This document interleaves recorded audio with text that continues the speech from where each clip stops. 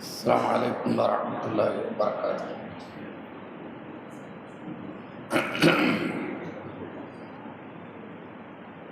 الحمد لله نحمده ونستعينه ونستغفره ونعوذ بالله من شرور أنفسنا وسيئات أعمالنا.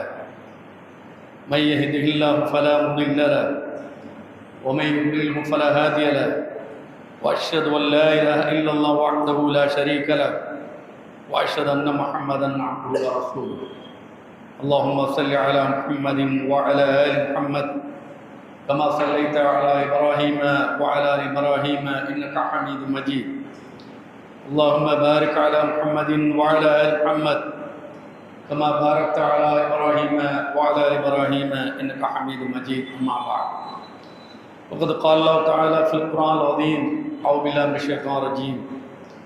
اتقوا الله الذي تساءلون به والأرحام إن الله كان عليكم رقيبا.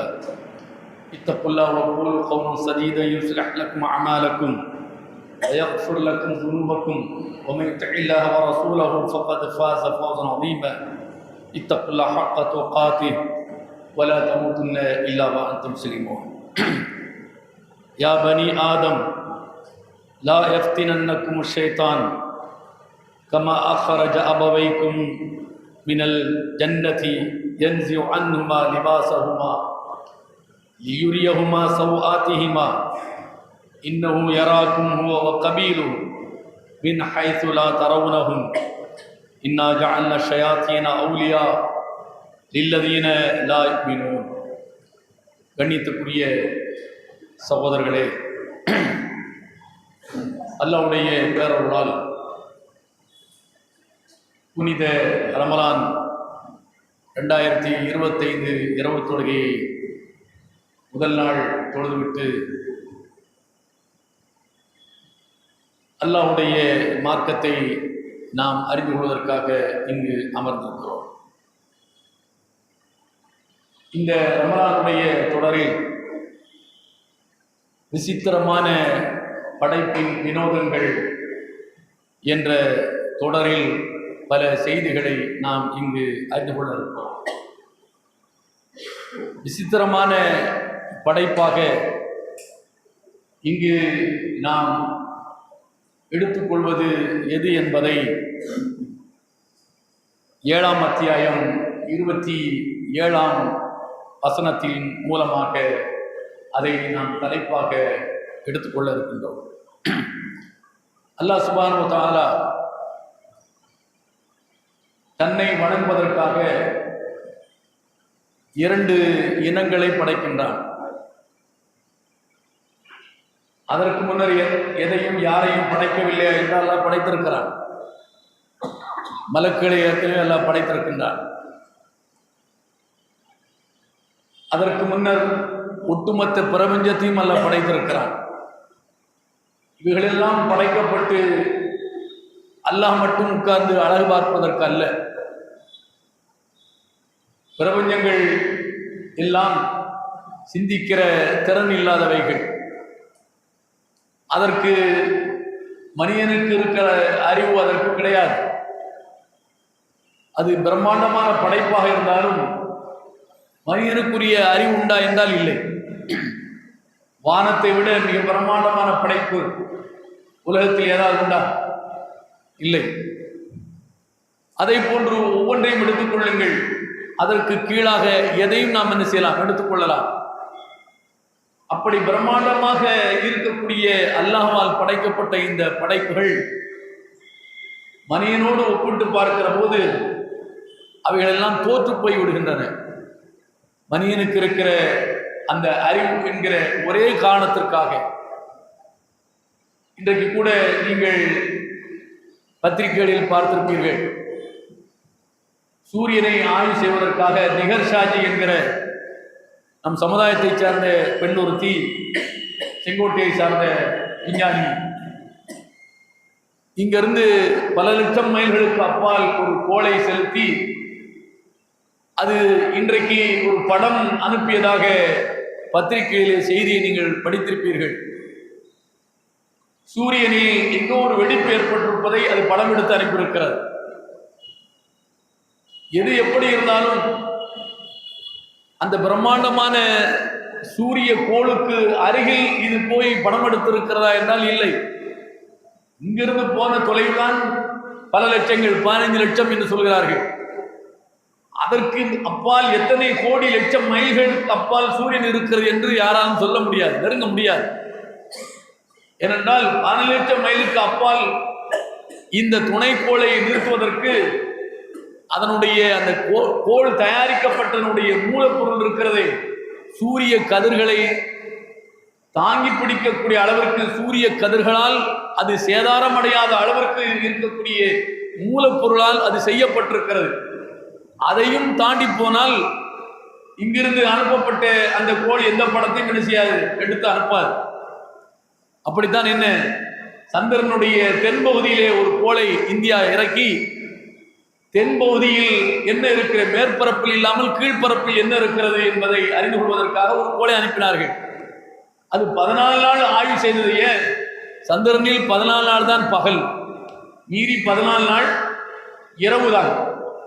இரவு என்று சொன்னால் நாம அனுபவிக்கக்கூடிய இரவா இல்லை, அது முழுக்க கடுமையான குளிர் நிறைந்ததாக இருக்கும். இவன் அனுப்பக்கூடிய இந்த கோள் அந்த குளிரை தாக்கு பிடிக்க முடியுமா என்று சொன்னால் தாக்கு பிடிக்காது, அதில் சேதாரம் அடைந்துவிடும். இருக்கிற 14 நாளில் என்ன எடுத்து அனுப்புகிறதோ அதை வைத்து நாம் ஆய்வு செய்வோம் என்ற அடிப்படையில் தான் இங்கிருந்து என்ன செய்தார்கள், சந்திரனுடைய இன்னொரு பகுதிக்கு கோளை அனுப்பினார்கள். மனிதனுடைய கண்டுபிடிப்பு இறைவனுடைய படைப்போடு போட்டி போட முடியுமா என்றால் போட்டி போட முடியாது. அப்படி போட்டி போட முடியாத பிரம்மாண்டத்தை இந்த உலகத்திற்கு சொல்லக்கூடிய படைப்பாக இருந்தாலும் அது மனிதனுடைய படைப்புக்கு ஒத்ததல்ல. மனிதன்தான் மெச்சத்தகுந்த ஒரு படைப்பு. மனிதனை போன்று இன்னொரு படைப்பையும் அல்லாஹ் படைத்திருக்கிறார்.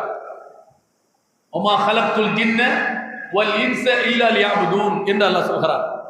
நான் ஜின்னையும் மனிதனையும் என்னை வணங்குவதற்குத்தான் நான் படைத்திருக்கிறேன். உலகத்தில் வேற எதையும் தன்னை வணங்குவதற்காக படைக்கவில்லை என்று ஆகிவிட்டது.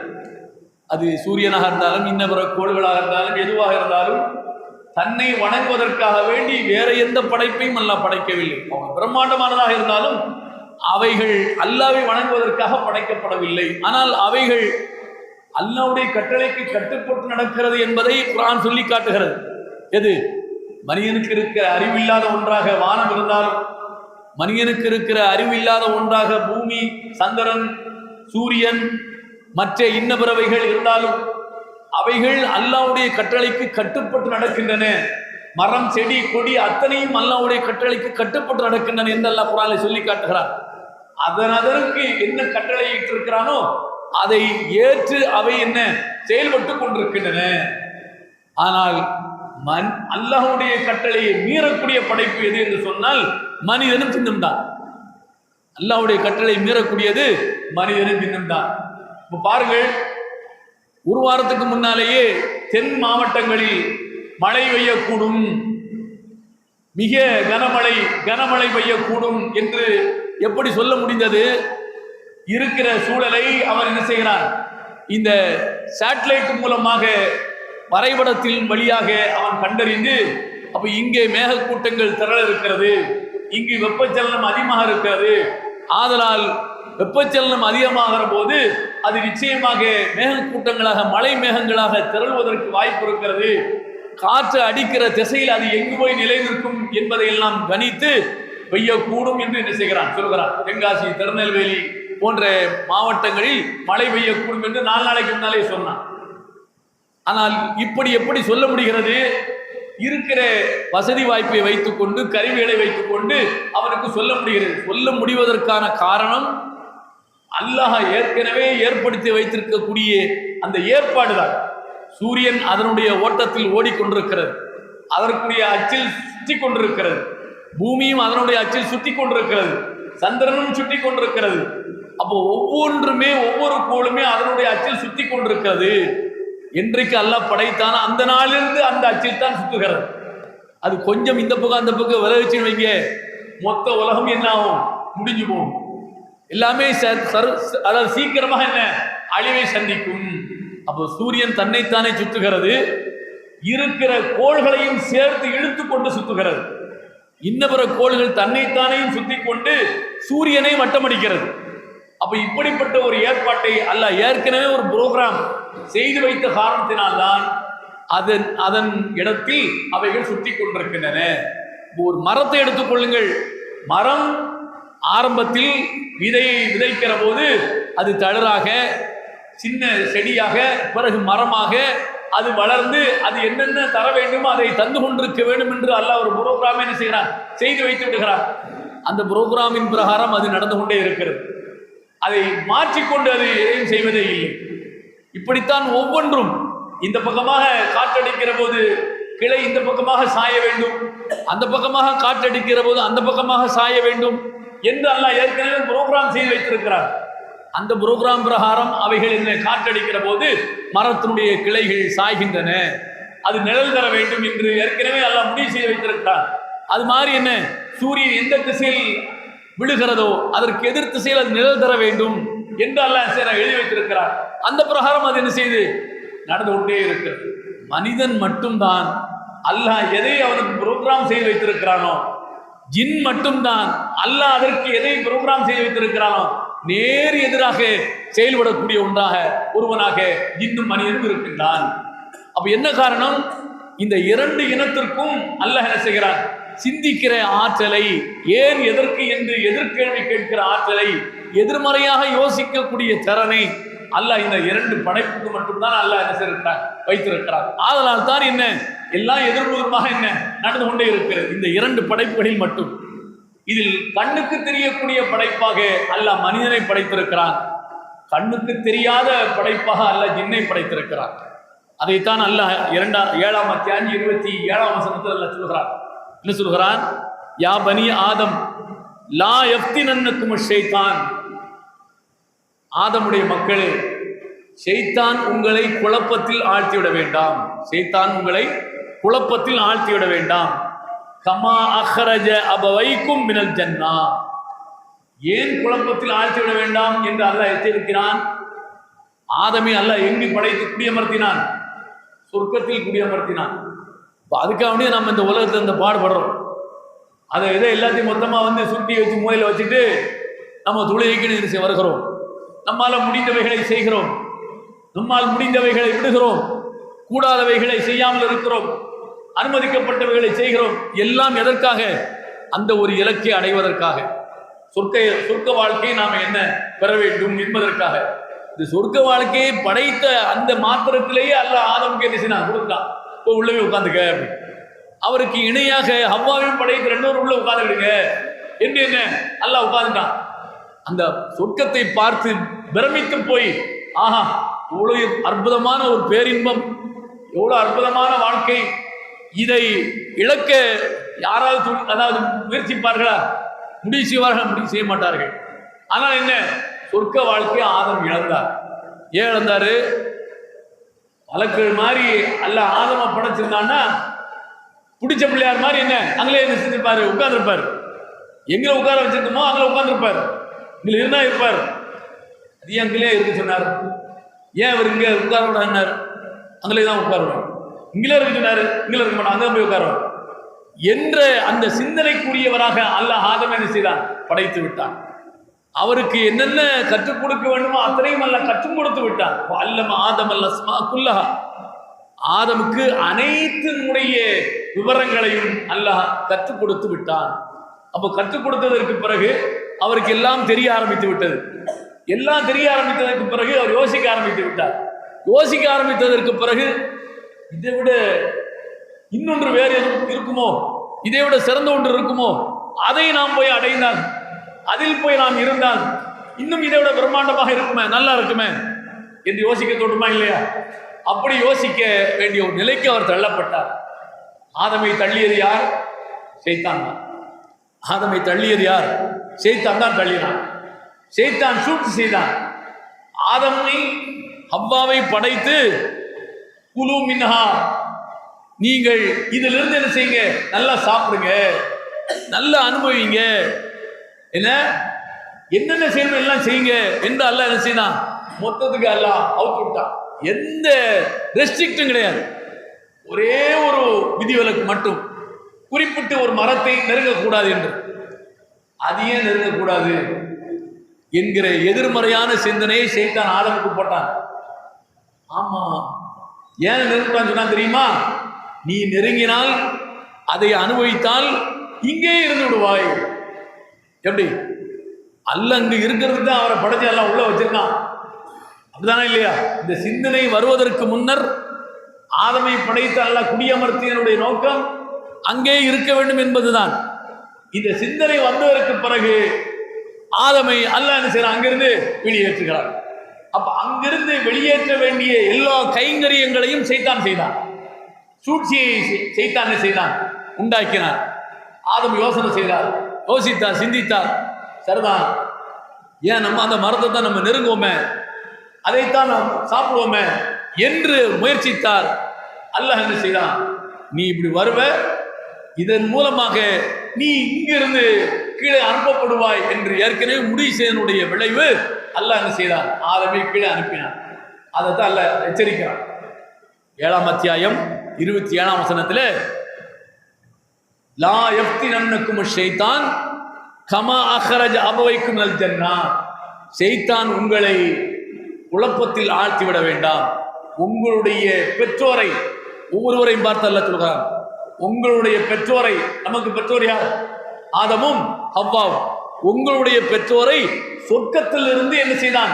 அவன் வெளியேற்றினான். சொர்க்கத்திலிருந்து அவன் வெளியேற்றினான். அதனால எச்சரிக்கையா இருங்க.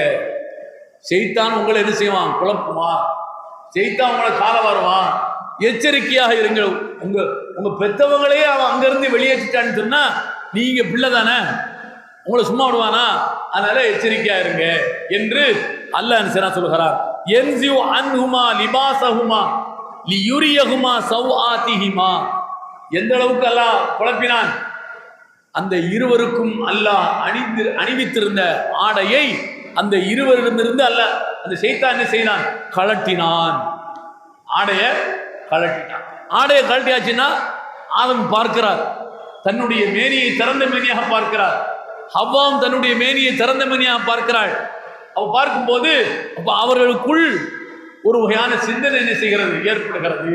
அப்ப இனி நீங்க இங்க இருக்க வேண்டியதில்லை என்று அல்லாஹ் என்ன செய்தான்? அவரை அனுப்பிவிட்டான். ஷைத்தான் தான் இதை செய்தான் என்று எப்படி நாம நம்புவது? அல்லாஹ் சொல்லுகிறான், நம்புகிறோம், அவ்வளவுதான். ஆதம் ஷைத்தானை பார்த்தாரா? ஆதம் ஷைத்தானை பார்க்கவில்லை. ஹவ்வாவும் பார்த்தாங்களா? பார்க்கல. ஆனா அல்லாஹ் சொல்கிறான், ஆதமும் அவ்வாவை அங்கிருந்து வெளியேற்றினது ஷைத்தான் தான் சொல்லி. என்ன காரணம் என்றால், ஷைத்தான் பார்க்கப்படக்கூடிய படைப்பு இல்லை. ஷைத்தான் கண்ணுக்கு தெரியக்கூடியவன் அல்ல. அதைத்தான் அல்லாஹ் இந்த வசனத்தில் சொல்லி முடிக்கிறான். இன்னஹு யராக்கும் ஹுவ வ கபீலுஹு மின் ஹைஸு லா தரவுனஹும். அந்த ஷைத்தானும் அவனுடைய படைபட்டாளமும் அவர்கள் உங்களை பார்க்கிறார்கள், ஆனால் நீங்க அவர்களை பார்க்கவில்லை. உங்களை பார்க்கிறார்கள், நீங்க அவர்களை பார்க்கவில்லை. நான் உங்களை பார்க்கிறேன், நீங்க என்ன பார்க்குறீங்க? ஆனா நம்ம எல்லாரையும் ஷைத்தான் பார்க்கிறான், நம்ம எல்லாரும் ஷைத்தானும் பார்க்க முடியல. ஆனா அல்லாஹ்வுடைய படைப்பு தான், அல்லாஹ்வால் படைக்கப்பட்டவன் தான், அல்லாஹ்வால் படைக்கப்பட்டவன் தான். அப்ப அதிசய படைப்பு தான், விசித்திரமான ஒரு படைப்பு தான். அப்ப அந்த விசித்திரமான இறைவனால் படைக்கப்பட்ட அந்த படைப்பினுடைய மர்மங்கள் ஏராளமாக என்ன செய்கின்றன? இருக்கின்றன. அப்போ இன்னா ஜஅல்னா ஷயாத்தீன அவுலியா லில்லதீன லா யுமினூன். நம்பிக்கை இல்லாதவர்களுக்கு ஷைத்தானை உற்ற துணைவர்களாக நாம் ஆக்கியிருக்கிறோம். ஷைத்தானை உற்ற துணைவர்களாக நாம் ஆக்கியிருக்கிறோம். நம்பிக்கையாளர்களுக்கு ஷைத்தானுடைய பாச்சான செய்யாது, பலிக்காது. அவனை பார்க்க முடியாவிட்டாலும், அவன் நம்மை பார்த்தாலும், அல்லாஹ்வை நம்பிக்கை கொண்டவனிடத்தில் ஷைத்தானுடைய சேட்டை செய்யாது, ஈடுபடாது. அவனுடைய பாச்சா பலிக்காது. ஆனா அல்லாஹ்வுடைய நம்பிக்கை அற்றவரிடத்தில் அவன் வேலை என்ன செய்யும்? ஈஸியா என்ன செய்ய ஈடுபடும். அவனுடைய வேலை மிக ஈஸியாக என்ன செய்ய ஈடுபடும் என்று அல்லாஹ் சொல்கிறான். அப்போ இந்த அதிசய படைப்பினுடைய மர்மமான விஷயங்கள் ஏராளம் இருக்கின்றன. அதை நாம் தொடர்ந்து இந்த உரையில் நாம் தெரிந்து கொள்வோம். அது நம்முடைய இந்த உலக வாழ்க்கைக்கு அத்தியாவசியமானது, அவசியமானது. சொர்க்கத்தை அடைவதற்கு அதுதான் நமக்கு துணை நிற்கும் என்பதை கூறி இன்ஷா அல்லாஹ் தொடரும். சுப்ஹானல்லாஹ்.